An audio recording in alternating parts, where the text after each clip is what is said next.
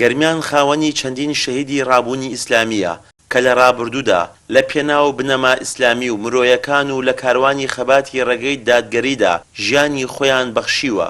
لەم سۆنگەیەوە و لە مەراسیمێکدا بە بەشداری خانەوادە و کەسوکاری سەربەرزی شەهیدان کە لە مەڵبەندی شەشی گەرمیانی کۆمەڵی ئیسلامی ڕێکخرا خەڵاتی وەفا و ڕێزلێنان بە خانەوادەی شەهیدان درا. لای خۆیەوە بانگخواز چالاک سەعید خەیات باسی لە کاریگەری و جێپەنجەی شەهیدان لە کاروانی ڕابوونی ئیسلامی و چەسپاندنی دادگەریدا کرد. هیواشی خواست درێژە بە شاڕەی کاروانی شەهیدان بدرێت. ئەو براو خۆشەویستانەی ئێمەکەوە لەو کاروانە بووین هەمومان فمنكم من قضى نحبه ومنكم من ينتظر بەڵام وما بدلوا تبديلا. ئەوە مهمە ئەوەی کە ڕۆی گەشتە پلەپایی خۆی برایان بەڵام ئێمە ماینەتۆ ئێمەش ئەگەر ئەمانەی بگەینە پلەپایی ئەوان ئەگەر ڕاست بکەین لەگەڵ خوای خۆمانە وەکو پێغەمبەری خوا فەرمی عليه الصلاة والسلام من طلب الشهادة بصدق بلغه الله منازل الشهداء وإن مات على فراشه. ئەگەر ئێمە نیەتی ئەومان هەبێ پلەپایی شەهادەتمان دەستکەوێ ئەگەر لەسەر جێگەکانی خۆشمان بمرین هەر پلەپایی شەهادەتمان پێدا خوای تەعالا.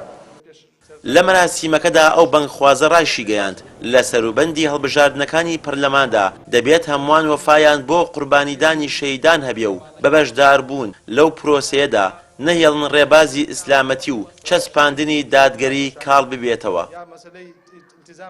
بەڕاستی ئێستا زۆر منکەر هەیە لەم کوردستانی خۆمانەکەوا بەرپا بووە خەریکەوامانێت تێ مناڵەکانی خۆشمان لەدەست خۆمان دەرەچێت. بەڕاستی ناتوانین تەربیە و تعلیمی مناڵەکانی خۆشمان بدەین چونکە ئەمەنە فەزایات دروست بووە ئەمەنە شتی خراپ دروست بووە تەنها بەس خەریکی ماڵ و مناڵی خۆمانیش فریان ناکەوین.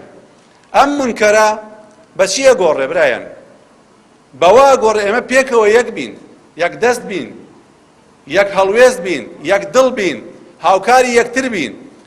ئەم ڕێگا هەیە کە ئێستا ئێمە لە پێشمانە مەسەی هەڵبژاردن و مەسەی انتخاباتە. بە دەنگێکی تۆ بە وەرەقەیەکی تۆ ئەتوانی ئەو منکەرە بگۆڕی. من رأى منكم منكرا فليغيره بيده فإن لم يستطع فبلسانه فإن لم يستطع فبقلبه وذلك أضعف الإيمان. لای خۆیانەوە کە سوکاری شەهیدانی ڕابوونی ئیسلامی سووربوونی خۆیان لەسەر ڕێبازی ڕۆڵەکانیان دووپات کردەوە جەختیانیش کردەوە کە ئەوان بە قوربانیدانی شەهیدەکانیان سەربەرزن. وەڵا فرە ئاسوودەم دڵم زۆر پێخۆشە وە قەیامەتم سەربەرزم ئینشەڵا تەعالا هەدڵمان وە خۆشە شەهید ڕێی خوایە و بە پێناو خوایە چۆ فرە دڵمان پێخۆشە ئینشەڵا ئەمە ئێوە ڕێگەی وەبەر نادێن لە پەنای خوای گەورە ئەوە ڕێوە ئەچیت. هیوادارین خوای گەورە شەهیدەکانمان بە شەهید وەربگرێ جێگایان بەهشتی بەرین بێ ئینشاءالله تەعالا خۆمان بە خۆشحاڵە زانین بەشداری ئاهەنگێکی وها بکەین خوای گەورە نمویان زیان کابرانی مەڵبەند.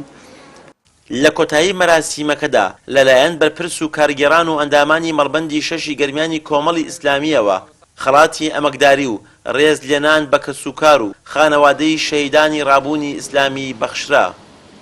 پشتیوان وەنداوی کەناڵی ئاسمانی پەیام گەرمیان.